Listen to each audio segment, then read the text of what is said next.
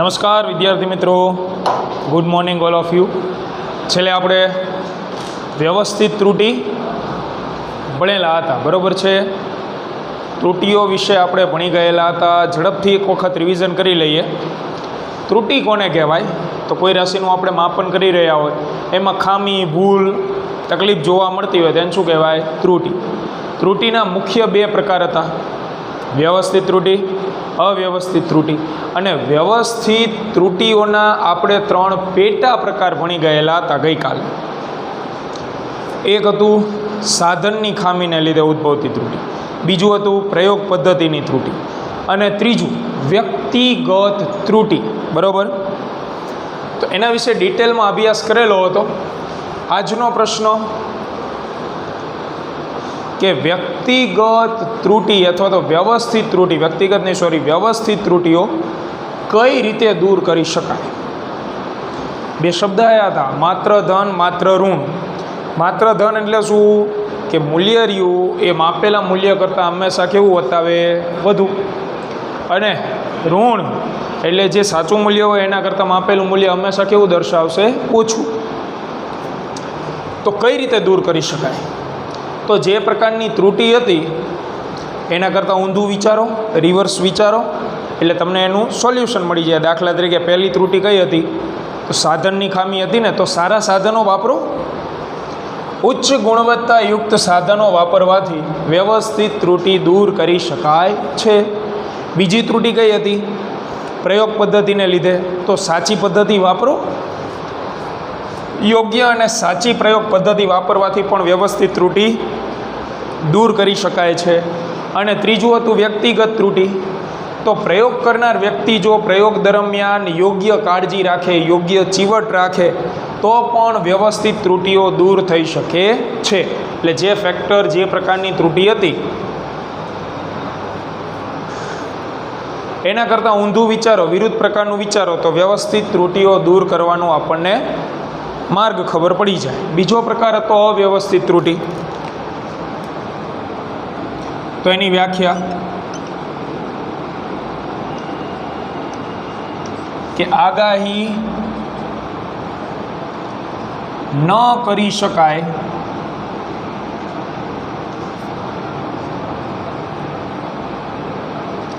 તેવા કારણો અને અન્ય પરિબળો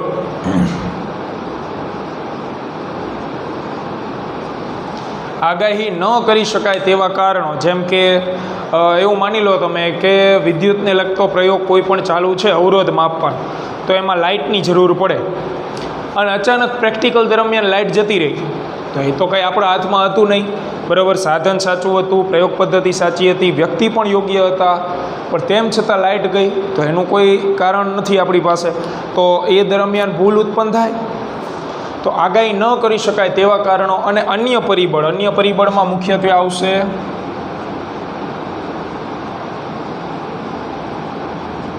તાપમાન અને દબાણ. આમાં ફેરફાર થાય તો પણ જે પ્રેક્ટિકલ છે એમાં થોડો ઘણો માઇનર ફેર જોવા મળે. એટલે અન્ય પરિબળોમાં થતા અનિયમિત ફેરફારો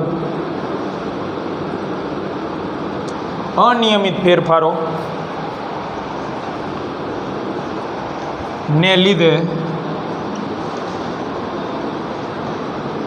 આ પ્રકારની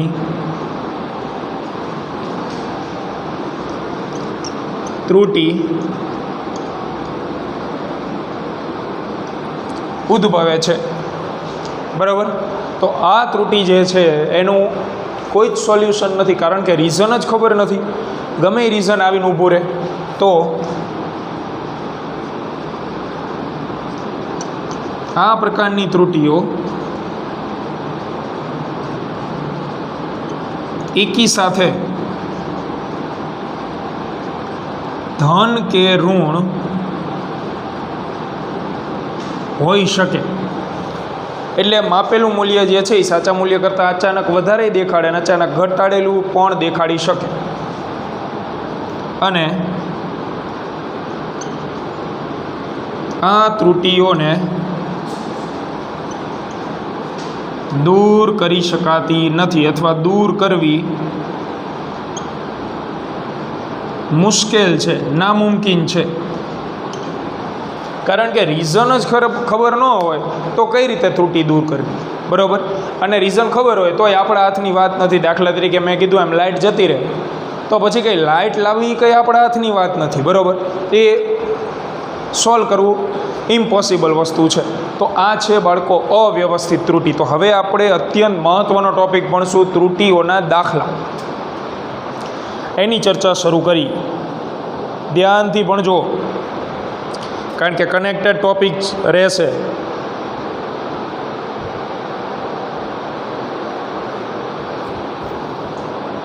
બરાબર? માપન ભણવાનું ત્રુટિઓનું.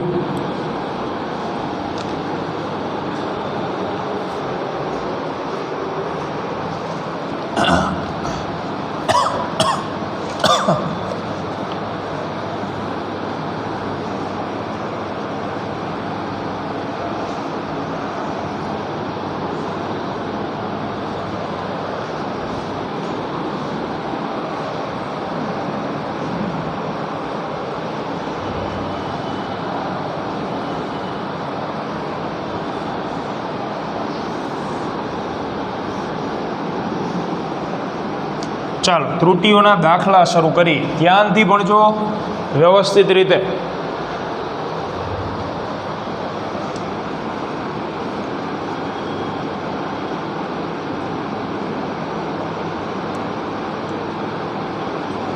ત્રુટિઓનું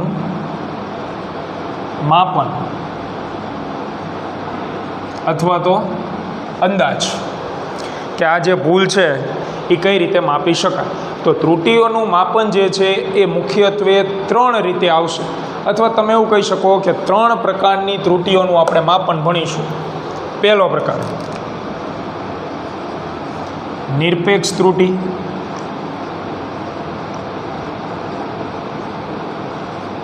એનું માપન ભણશું.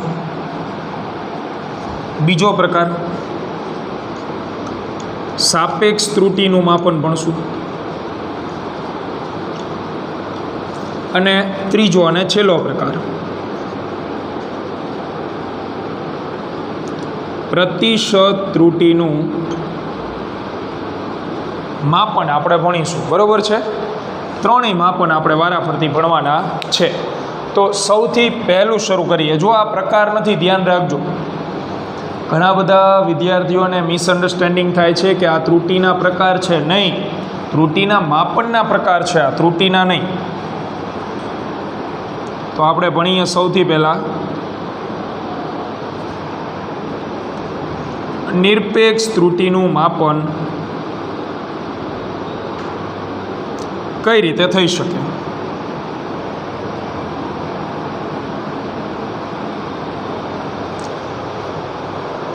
તો નિરપેક્ષ ત્રુટિની વ્યાખ્યા લખી દઈએ આપણે પહેલાં. નિરપેક્ષ ત્રુટિ કોને કહેવાય?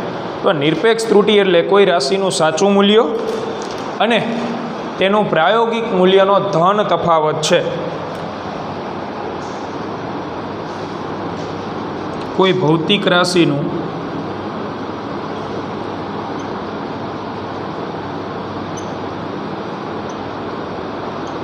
સાચું મૂલ્ય,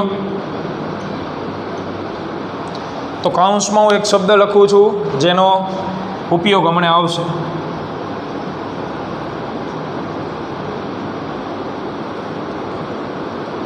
સરેરાશ મૂલ્ય. કોઈ ભૌતિક રાશિનું સાચું મૂલ્ય એટલે કે સરેરાશ મૂલ્ય અને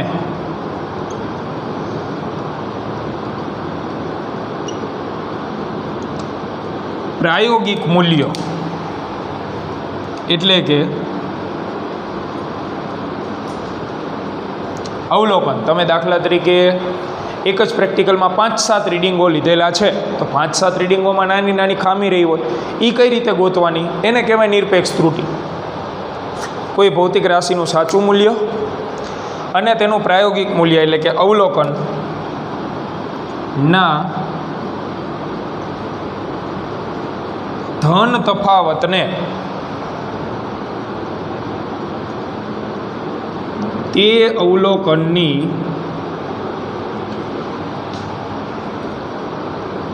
નિરપેક્ષ ત્રુટિ કહે છે.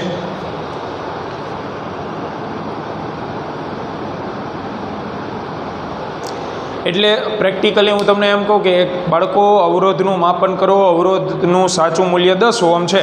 હવે તમે પ્રયોગ કર્યો અને તમે 7 વખત રીડિંગ લીધા. પહેલી વખત રીડિંગ આવ્યો 9.82 તો ભૂલ રહી. બીજી વખત રીડિંગ આવ્યું 10.12 તોય ભૂલ રહી. દાખલા તરીકે અહીં લખતા આવીએ આપણે. સાચું મૂલ્ય છે અવરોધનું 10 ઓહમ. પહેલી વખત રીડિંગ લીધું યાની અવલોકન તો 9.82 મળ્યો. બીજી વખત રીડિંગ લીધું 9.86 મળ્યો. ત્રીજી વખત રીડિંગ લીધું 10.12 મળ્યો. તો આનો તમે ધન તફાવત લો ને, સાચું મૂલ્ય અને પ્રાયોગિક મૂલ્ય. જો સાચું મૂલ્ય આવડું અને પ્રાયોગિક 9.82, આનો ધન તફાવત લેવાનો. ધન એટલે મોટામાં નાનું બાદ કરવા તો 10 - 0.82 0.18. આને કહેવાય પ્રથમ અવલોકનની ત્રુટિ. કયા અવલોકનની? પ્રથમ અવલોકનની. પહેલી વખત તમે માપન કર્યું તો એમાં કેટલી ભૂલ રહી? તો 0.18 ઓહમની. બરાબર. બીજી વખત તમે માપન કર્યું તો તમે આ બેનો તફાવત લેશો એટલે 10 - 0.86 વિચ ઇઝ મીન્સ 0.14. તો એ બીજા અવલોકનની એટલે આ અંડરલાઇન કરેલી તે અવલોકનની કહેવાય. બરાબર છે. અને ત્રીજી વખત તો 10 - 10.12 તો ઋણ નથી લખવાનું. કયો તફાવત છે? ધન તફાવત. તો 0.12 વધારે મળ્યું 0.12 ઓહમ. બરાબર બાળકો. તો આ જે છે એ નિરપેક્ષ ત્રુટિ. હવે એવું પણ બનશે કે તમે અમુક વખત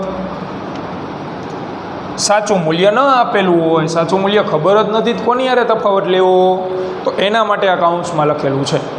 તો લખીએ, જ્યારે કોઈ રાશિનું સાચું મૂલ્ય જાણતા ન હોઈએ ત્યારે શું કરવું?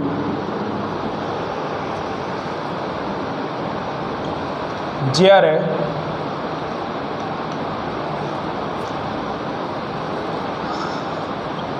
કોઈ રાશિનું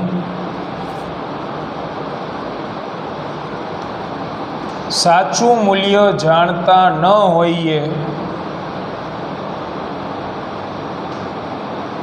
ત્યારે શું કરવાનું?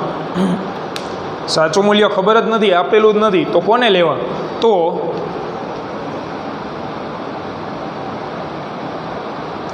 તેના જે પ્રાયોગિક મૂલ્યો હોય એટલે રીડિંગ જે લીધા હોય ને ભાઈ, અવલોકનો,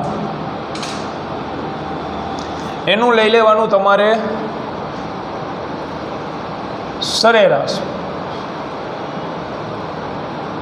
એને જ પ્રાયોગિક મૂલ્યના સરેરાશને જ સાચું મૂલ્ય ગણવું.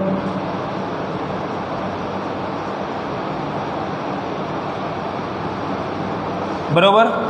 દાખલા તરીકે મારી પાસે 7 રીડિંગ છે તો એ 7ની હું એવરેજ કાઢી લઉં. 7 એનો સરવાળો ભાગ્યા 7. 5 રીડિંગ હોય તો 5 એનો સરવાળો ભાગ્યા 5. તો તમારે એના સરેરાશને જ શું ગણી લેવાનું? સાચું મૂલ્ય. પછી પ્રશ્ન સોલ્વ. સાચું મૂલ્યનો તમારે દરેક અવલોકન સાથે શું લેવાનો? ધન તફાવત. બરાબર. તો મિત્રો એને કહેવાય નિરપેક્ષ ત્રુટિ. આપણે જોઈએ હવે. ચાલો, તો અહીંયાથી શોર્ટકટ લખી શકીએ કે ભાઈ જેટલા અવલોકનો તેટલી નિરપેક્ષ ત્રુટિઓ. તેથી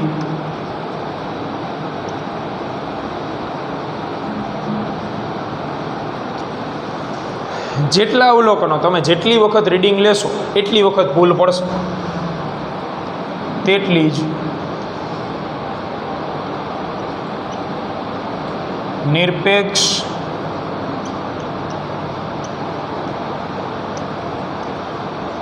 ત્રુટિઓ આપણને જોવા મળે. જેટલા અવલોકન એટલી નિરપેક્ષ ત્રુટિ. જોઈએ. જો એક ઉદાહરણ લઈને એટલે આઈડિયા આવી જશે. પછી દાખલાઓ ગણાવીએ આપણે. જો ધારો કે આપણે કોઈ રાશિ એનું માપન કરી રહ્યા છીએ.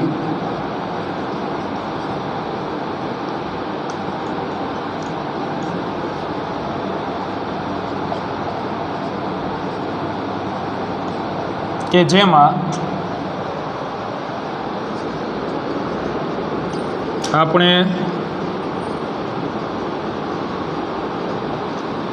નિરપેક્ષ ત્રુટિઓ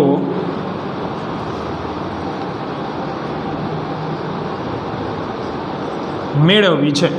કોઈ રાશિ એ છે, લંબાઈ હોઈ શકે, સમય હોઈ શકે,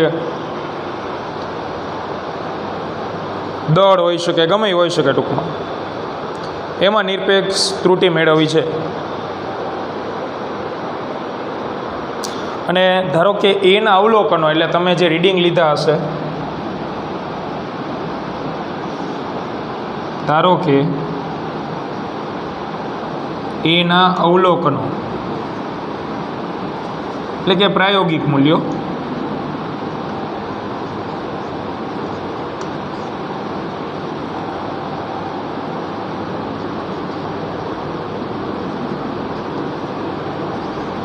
A1, A2, A3,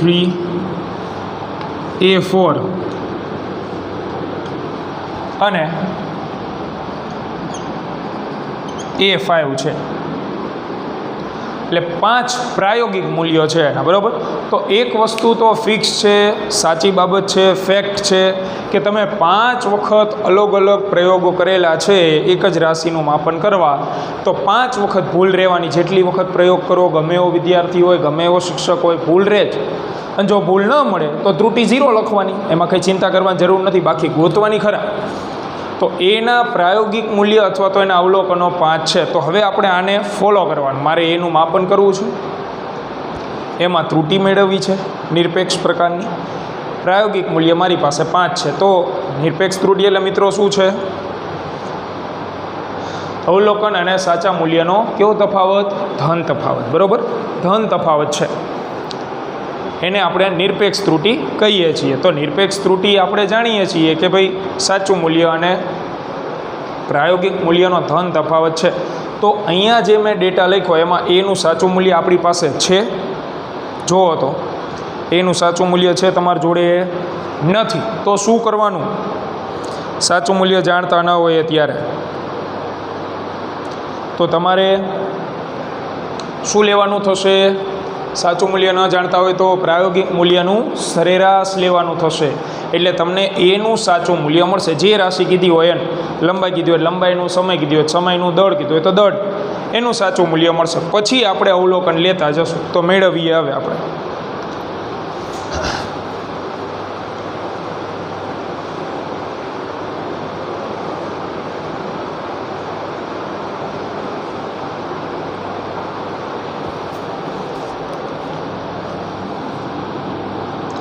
તો પહેલું કામ મિત્રો,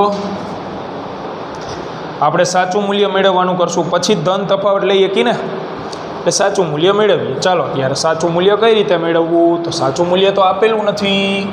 તો એ ન આપેલું હોય ત્યારે આપણે લખેલું જ છે સ્ટેપ નંબર 1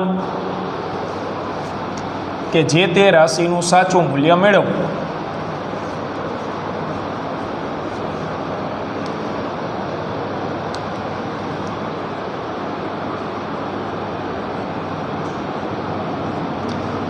જે તે રાશિનું સાચું મૂલ્ય મેળવવું. રાશિ તરીકે એ છે તો એનું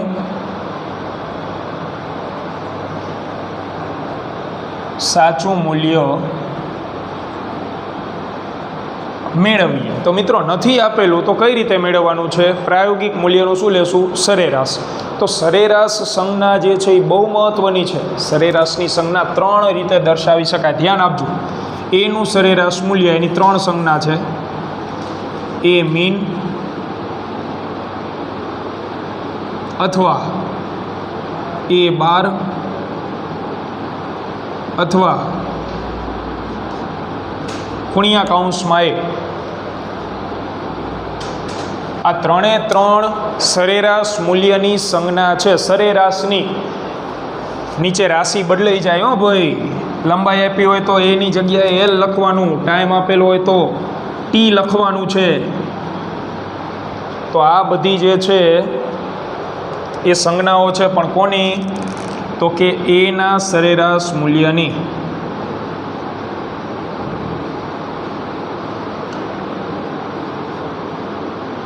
એનું સરેરાશ મૂલ્ય, જેને આપણે કહીએ છીએ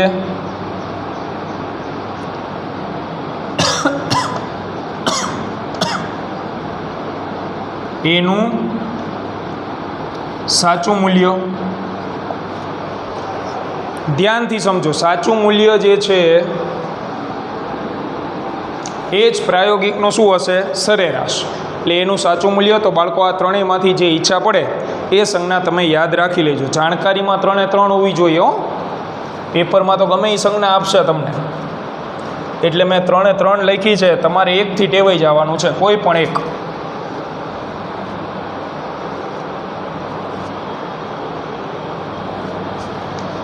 તો પહેલું સ્ટેપ આપણે ક્લિયર કરીએ. પ્રાયોગિક મૂલ્યનું સરેરાશ લેશું. તો પ્રાયોગિક મૂલ્યો કેટલા છે? 5 હતા ને, A1 થી A5. તો A1, A2, A3, A4, A5 છેદમાં 5. તો બાળકો, આને કહેવાય રાશિ એનું કેવું મૂલ્ય? સાચું મૂલ્ય. બરાબર છે? ચાલો, આમાંથી કોઈ પણ એક સંજ્ઞા આપણે પસંદ કરી. ધારો કે આવડીએ તો આને લખી શકાય એ મીન ઇક્વલ ટુ, તો આપણે જાણીએ છીએ કે સરવાળાને સિગ્મા વડે દર્શાવાય. તો સિગ્મા AI છેદમાં 5, જ્યાં આઈની કિંમત 1 થી ક્યાં સુધી?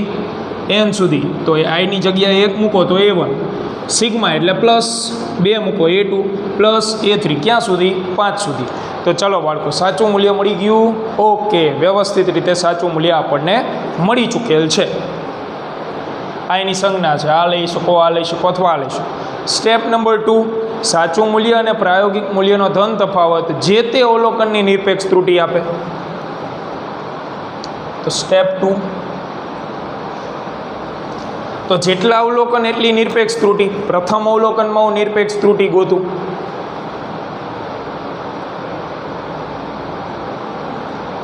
પ્રથમ અવલોકનમાં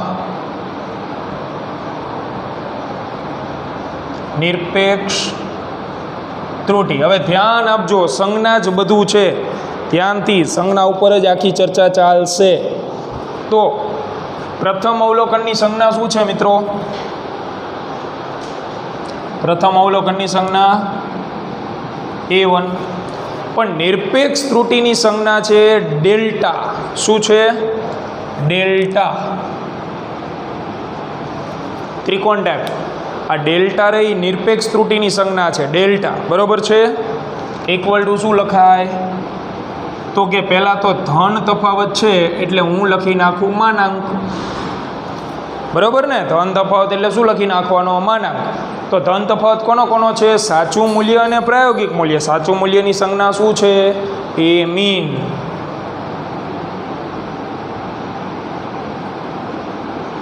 અને પ્રાયોગિક મૂલ્યની સંજ્ઞા બાળકો, તો કયું અવલોકન તમે અત્યારે ગોતી રહ્યા છો? પ્રથમ, એટલે A1 આવે. તો દેટ ઇઝ કોલ્ડ નિરપેક્ષ ત્રુટિ ઇન ફર્સ્ટ અવલોકન અથવા તો રીડિંગ. પહેલાં રીડિંગની અંદર ઉદ્ભવતી પહેલી ત્રુટિ મળી. આવી રીતે કેટલી મળશે? 5. જેટલા અવલોકન એટલી ત્રુટિ, એટલે બીજી ગોતી. બીજા અવલોકનમાં નિરપેક્ષ ત્રુટિ. ચાલો, બીજા અવલોકનમાં નિરપેક્ષ ત્રુટિ આપણે ગોતીએ. બરોબર, સરસ. બીજા અવલોકનની સંજ્ઞા બાળકો A2. નિરપેક્ષ ત્રુટિ છે તો આગળ સંજ્ઞા શું લખીશું? ડેલ્ટા. તો નિરપેક્ષ ત્રુટિની વ્યાખ્યા મુજબ સાચું મૂલ્ય એટલે એ મીન માઇનસ પ્રાયોગિક મૂલ્ય કયું લેવાનું? તો કે બીજા અવલોકનની ત્રુટિ જોતી છે તો બીજા અવલોકનનું પ્રાયોગિક મૂલ્ય. આવી જ રીતે ત્રીજા અવલોકનમાં નિરપેક્ષ ત્રુટિ,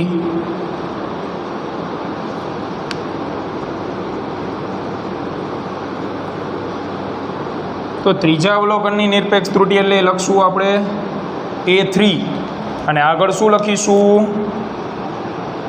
ડેલ્ટા ઇક્વલ ટુ તો કે એ મીન માઇનસ A3.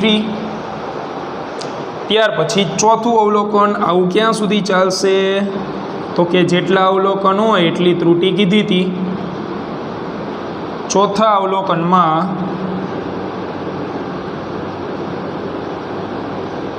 નિરપેક્ષ ત્રુટિ, તો ચોથા અવલોકનની આપણે લખીએ A4 એ મીન માઇનસ A4 યાની ડેલ્ટા. તો પાંચમા અવલોકનની મિત્રો શું થશે?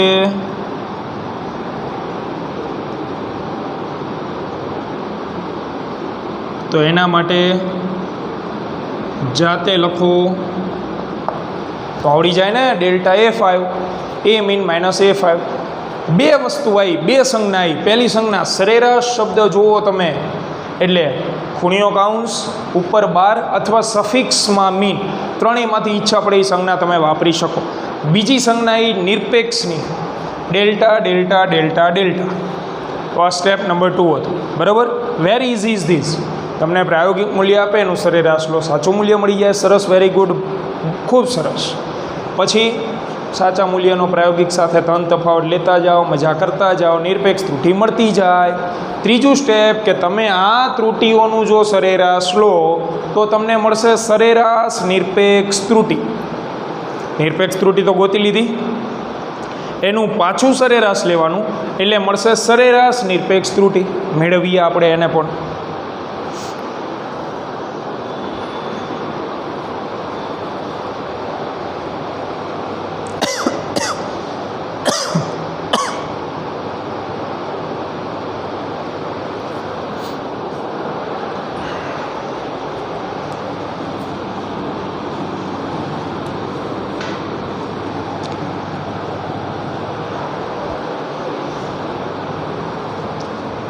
તો ત્રીજું અને લાસ્ટ સ્ટેપ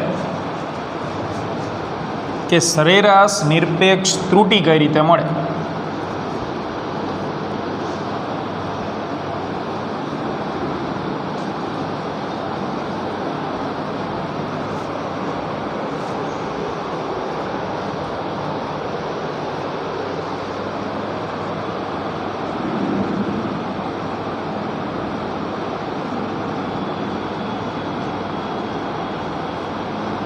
સરેરાશ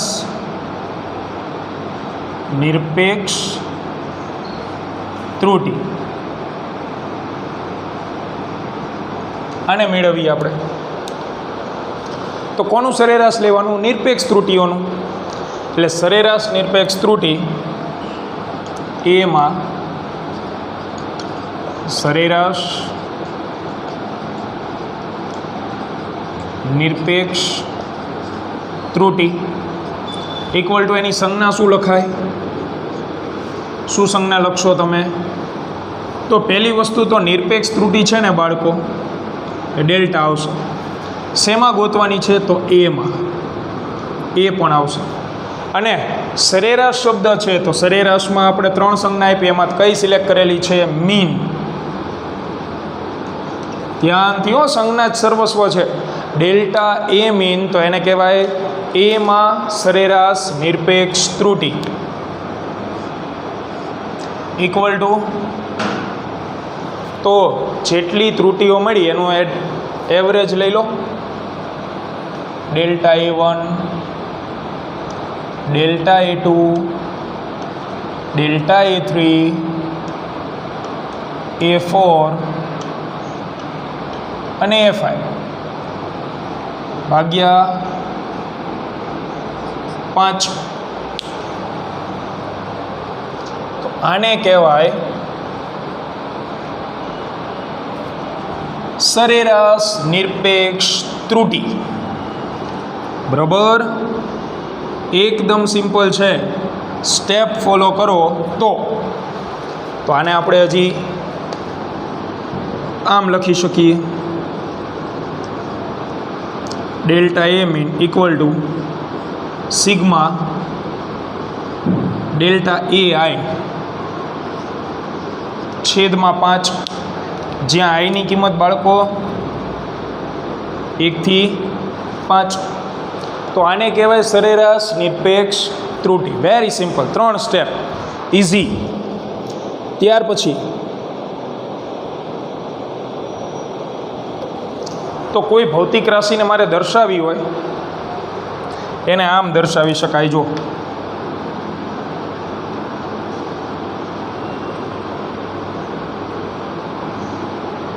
નીચે મુજબ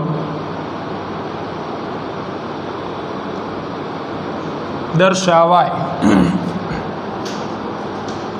એ બરાબર A mean plus or minus delta A mean.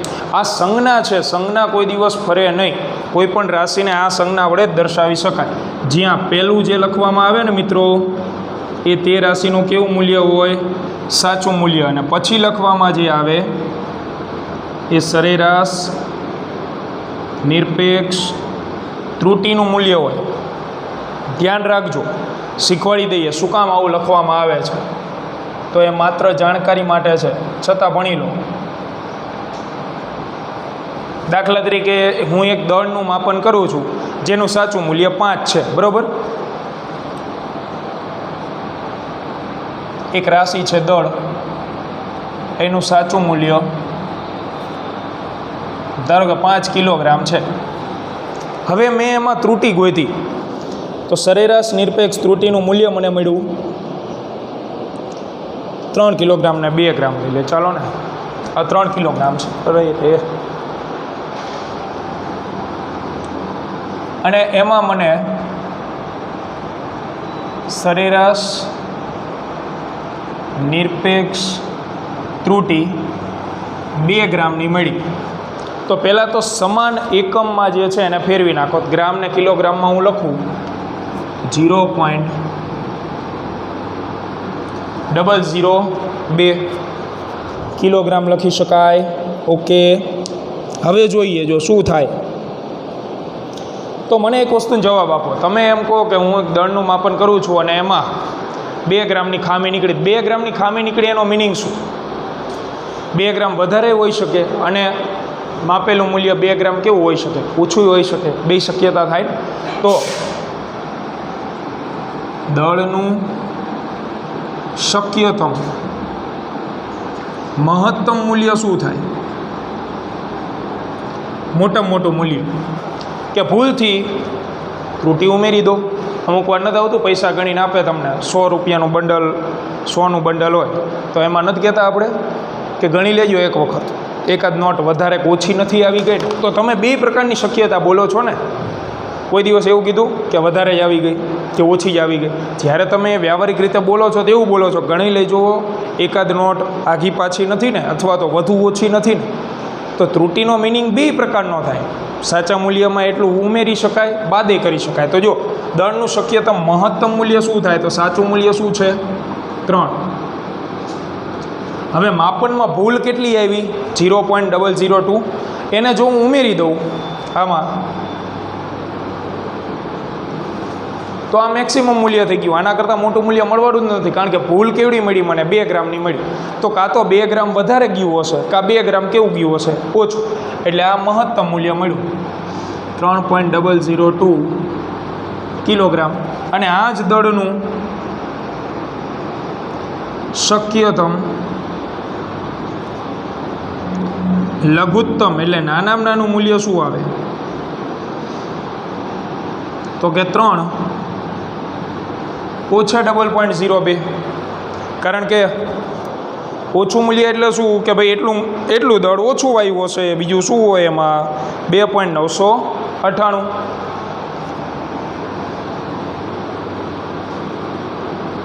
તો આને તમે સમજો, આ એક રેન્જ બંધાઈ ગઈ.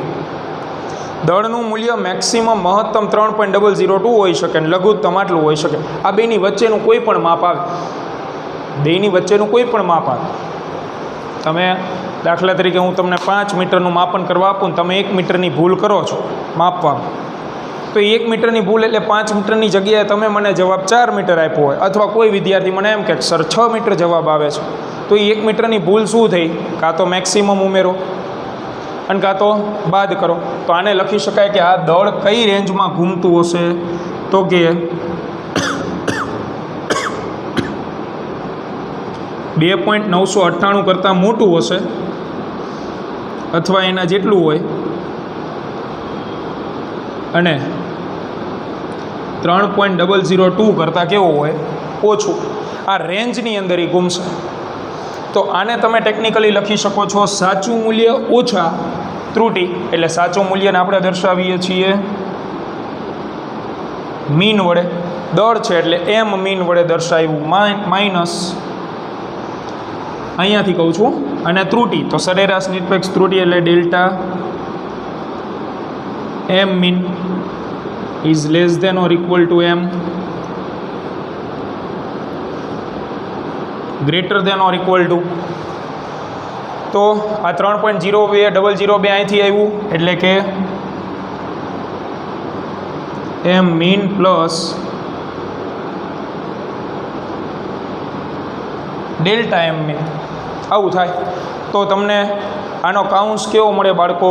તો આવો મળે. જો એમ બરાબર M mean plus or minus delta M mean. Plus or minus એટલે કે પ્લસ મૂલ્ય પણ હોઈ શકે અને માઇનસ પણ હોઈ શકે. તો આ જે છે એ દર્શાવવાની એક પ્રકારની રીત છે, મેથડ છે, સંજ્ઞા છે, જે બદલાય નહીં ક્યારે. પહેલાં આપ્યું એ ફરજિયાત રાશિનું શું હશે? સાચું મૂલ્ય હશે. પછી આપ્યું હશે એ હંમેશા કઈ ત્રુટિ હશે બાળકો? તો કે સરેરાશ નિરપેક્ષ ત્રુટિ હશે. તો ધ્યાનથી આને વાંચી લેવું, અભ્યાસ કરી લેવો. મળીએ નેક્સ્ટ લેક્ચરમાં બીજી ત્રુટિના માપન સાથે અને આના દાખલાઓ સાથે.